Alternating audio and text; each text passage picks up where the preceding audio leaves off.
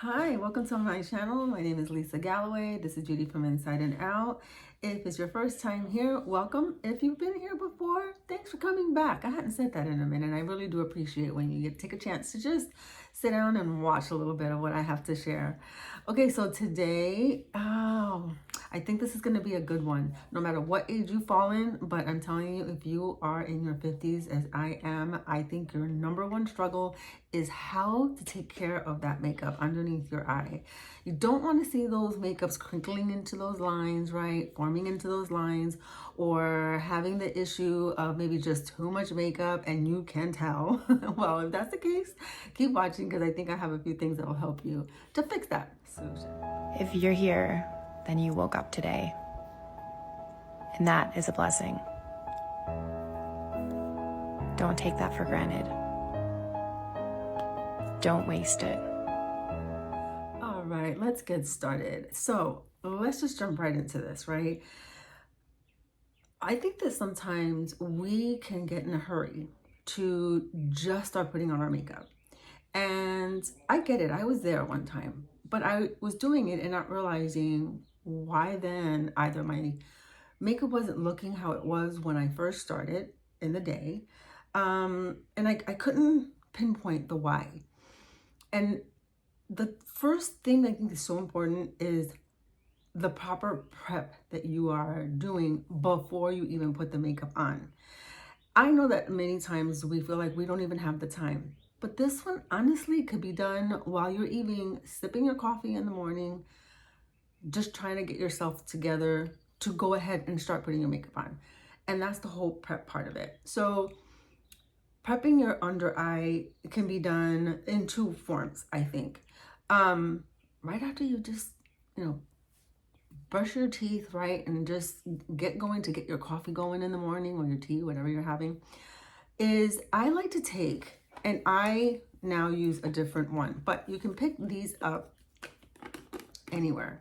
They are basically, this one is by Pixie, and I still have some, but I realized that since I was using it so much, I decided to go, sorry, I shook the camera there for a minute.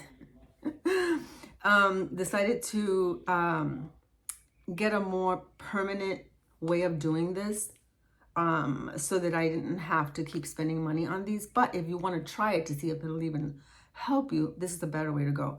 And again, it is these under eye kind of like gels that you put on. It comes with a cute little kind of like spoon that you can spoon it out so you don't get it dirty, right, with your fingers, and place those right under your eyes for about maybe just 10 minutes. 10 minutes while you maybe go through, I don't know, your emails in the morning real quickly while you're sipping your coffee, right? It's so huge and important. Same thing goes with like some kind of caffeine serum. I know The Ordinary has one. I have one also that I'll sometimes go ahead and put on if I don't necessarily have the time to prep and put something under the eye. Take a solution of caffeine that helps with a little bit of that puffiness. And it relaxes also because of the hydration, those finer lines, okay? It will go and carry you through the day when you do and take the time to prep in that form. So these gels are great, or a serum with caffeine in it that you can put under your eye. Now I have started to use these more, you don't toss them away. And it's with this line, it's called, I don't know how you pronounce it, but it's Dieux, D-I-E-U-X. And I think they have like two different styles, maybe three. And this is the one that I like. Can you see that? So just something that I can use. And then when I'm done, I rinse them off with a little bit of soap and water and let them dry, and then just tuck them back in here in its little home until I'm ready to use them the next day. So they're not disposable. You'll spend a little bit, maybe more on the front end, but then you don't have to keep buying them. And the reason for me, I went ahead and bought this is because I knew that it was working.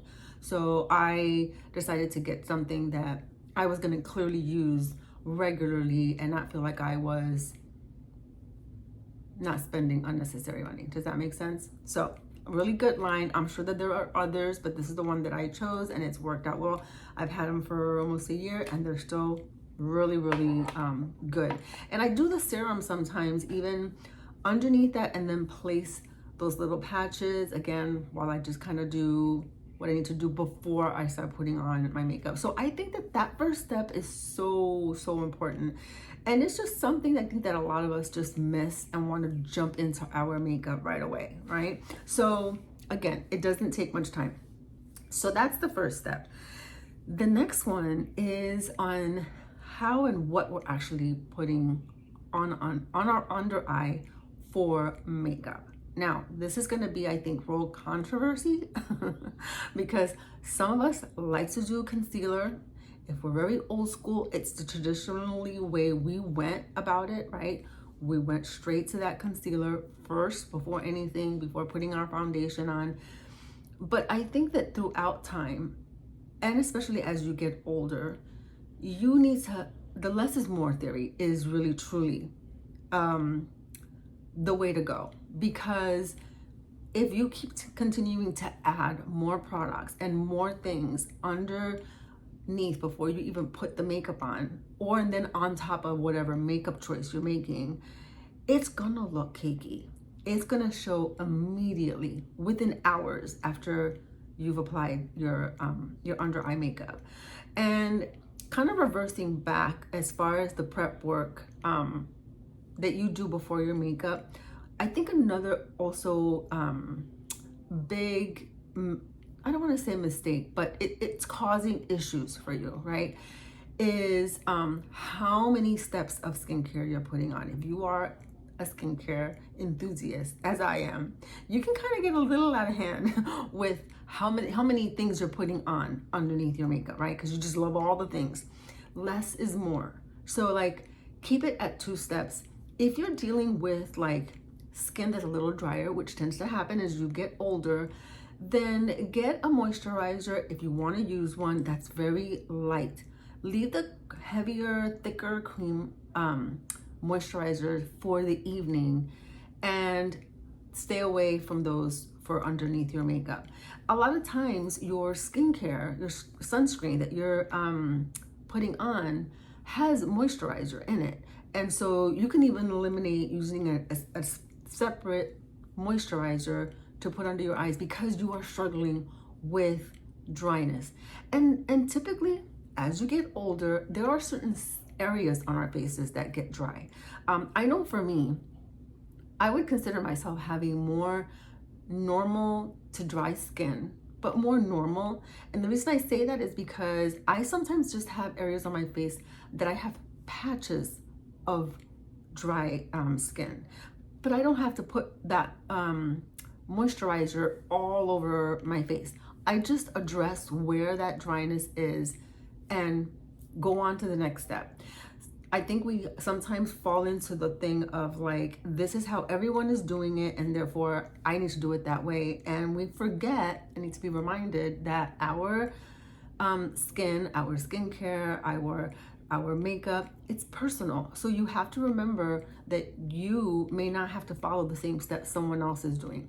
I'm here to help you with all these different ideas to kind of make you think outside the box of maybe what you've been normally traditionally used to doing, and you do it because it's a habit or it's just the way you've always done it, and you sometimes don't think outside the box and go, let me observe my face, right? Let me see what my face is telling me, what my skin on my face is telling me, and what it needs. So before I moved on to that, I wanted to make sure that I pointed that out, because I think that that's just another big one that we fall into, us mature skin ladies, that we think, okay, our skin is getting dry, and it is, but you don't have to use thick moisturizers in the morning, and you can sometimes just spot treat your skin areas that are drier. Okay, so moving along to where I was going with as far as the makeup. Now, I went ahead and I put on my foundation, but I didn't do anything under my eyes because I wanted to go ahead and just show you a couple of things that I do to address the issue of minimizing a lot of makeup under my eye, one, and how I use that. I'm just pulling my hair back so it doesn't get in my face. So I'm gonna see if I can get a little close and personal here with you. Okay, my suggestion is, I know that we want to keep, we've been used to always hearing like the center of our faces are like the brightest that we want to keep, right? But that doesn't necessarily mean that we need to go white or just like brighten, totally brighten under our eyes to give that, to come across that way with what you're doing, what you would like to do.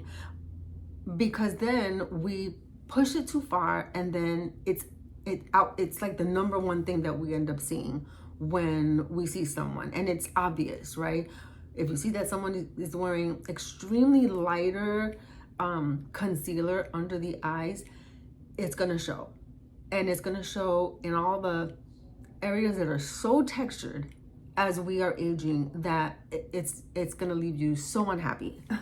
Okay, so that being said, this is what I do personally when it comes to the makeup under my eye. I use the cream makeup. I think that that is amazing for any skin type, but so much more when it comes to mature skin. So I will take, I have here like my main foundation, which is what I have already chosen to use like all over my face.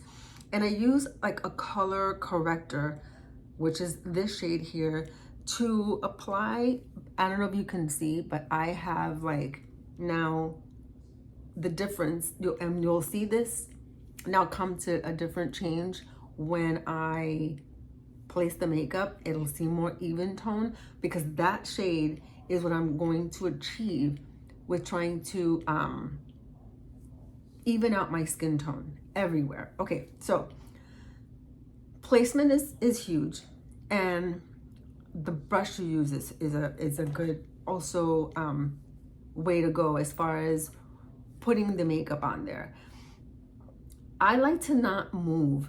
Our areas under our eyes is like the thinnest part of skin on our face. That's the area that just seems to get thin very, very quickly as we age, and it's already thinner. We should always be like real careful when we are placing anything under there, right? Just tapping, doing a tapping, which brings me back to when you're taking your makeup and placing it under your eye, that you do like more of a tapping motion versus like a sweep.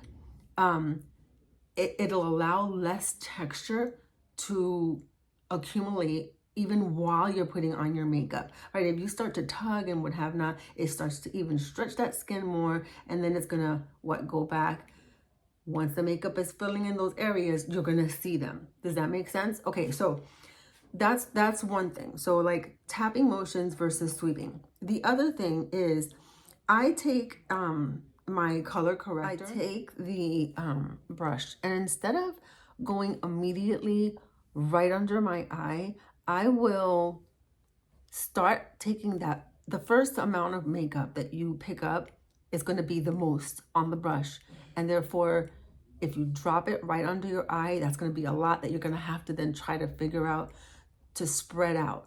And so if you take the makeup, if you take the cream makeup and you just start placing it like on the edge of your eye, right? And on the corner of the other edge. So you're dropping most of the product there. And then you're just taking that same product without dipping your brush back in and just stippling and pressing gently under the eye. Very, very gently. Then you do the same on the other side.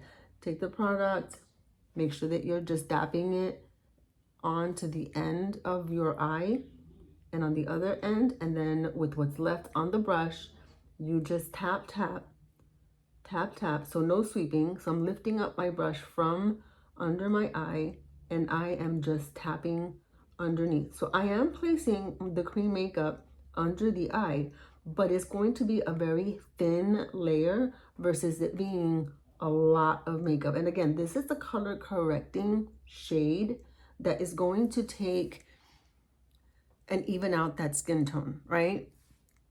And then you can go in with your main shade and do the same. Just tap, tap, tap over to even out that skin tone. So this is one way that you can avoid having that those creasing going on under your eye as the day, you know, just unfolds. So tap, tap, tap. Now, what I like to do is also to have that settle if you're using cream makeup, is just take a very, very little amount of powder, and you want the most finest powder that you can find. You decide. I like to use one that Celeste actually has. I've been using it to kind of tone down a little bit of like maybe the glow on the bottom portion of my face, and it doesn't leave it white. It doesn't look powdery, but it holds the powder down. Okay, so this is the Celeste powder, and it is called long wear finishing powder, translucent finishing powder. So again, really, really, really good. I really have been enjoying using this powder, and I will just shake a little bit to get it up from the top. Get a brush, okay, something very kind of just dense that you can press on, and I will take a little bit, just a little. You can you see that? And then even that is a lot, so I will shake off a little bit of the excess, and then I will go in and just press that so that it will just set.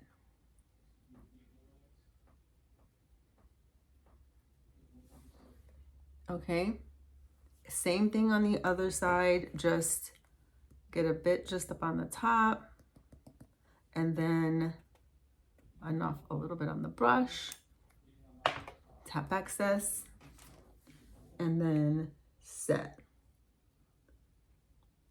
And this, I will guarantee it will not give you the cakiness under your eye. It will not crease under your eye, and you won't have that brightness, right? Like that kind of like shocked look that sometimes, I mean, I remember this being the case even back when I was wearing makeup in my 30s and 20s, and maybe it was the style. I think the whole, again, going back to the less is more is the key. Our looks these days are looking very fresh and very natural, and so this totally aligns with that look. Okay, so the other thing that also I have it's another format to go if you feel that maybe you are maybe still in your 30s and in your 20s and you don't have the texture, but you're having issues with maybe just some discoloring. This is another key way I think you can go, and that is using a color science theory. Okay, so again, choice of brush is going to be the key thing. I'm going to use this example just kind of like on the inner corner of my eye. And although I put some makeup there, if you do not have any makeup and you really have no issues with under eye, but you have certain areas that are just a bit darker, this is going to be like your answer. Truly your answer. Okay, so let me see if I can find my brush. Okay, so this brush here, you want a very small brush. Can you see that? I mean, look how tiny that is.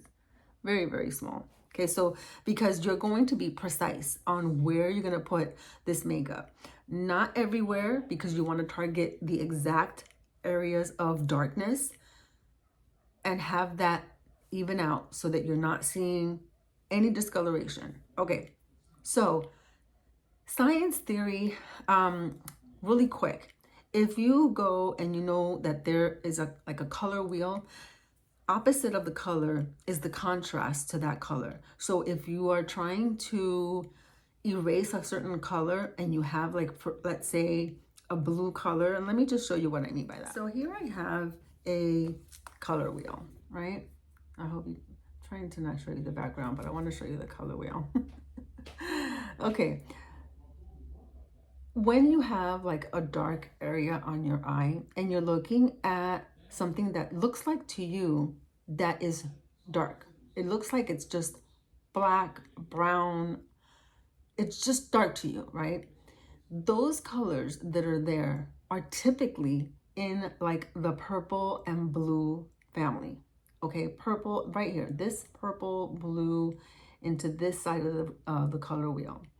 And what we're needing to do, because that color is typically like either the veins that are underneath, if your skin is more fair, you'll see the blue. If you really look really close, it's really a blue, right? Our veins are green. And sometimes through the skin, if it's fair skin, it's gonna show out blue or green.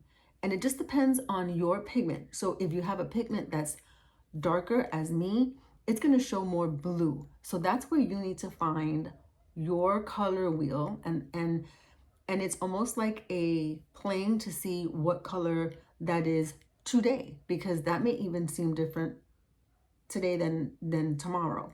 Our skin changes so much, and this is a very different approach for color correcting, so to speak, than like traditional makeup. But you're taking, like, let's say if you are and have the blue and purple tones and going across the wheel from that. And if you do that, you're going to see that that purple is here and across the wheel it's going to be an orange. So that color orange, and you can see from the shades that I have all these different shades because each one targets a different thing. Same thing like if you have a blemish, right? A pimple, it's red, it's hot. Go to the color wheel. That's going to tell you what is red. If it's here, you're going to go across and you're looking for a color that's going to be opposite to that, which is going to be like either a green or a blue. And we have those same colors in here. So